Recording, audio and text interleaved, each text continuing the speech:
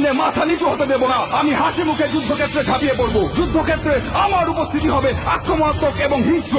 শত্রু আমাকে দমিয়ে রাখতে পারবে না। আমি কে? আমি একজন গর্বিত সৈনিক। আমি যুদ্ধক্ষেত্রে শুধু বিজয়ের অর্থ বুঝি। পরিস্থিতি যতই খারাপ হোক না কেন, আমার হাত পা গুলো দুর্বল হয়ে পড়লে আমার মানসিক শক্তি আমার শরীরকে এগিয়ে নিয়ে যাবে। কিন্তু আমি কখনোই আত্মসমর্পণ করব না। আমি সর্বদা আমার দেশের সম্মান, গৌরব এবং মর্যাদা সমুন্নত রাখবো। আমি কে?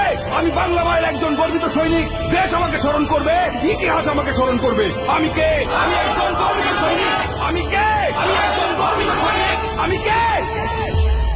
আমি একজন গর্বিত সৈনিক।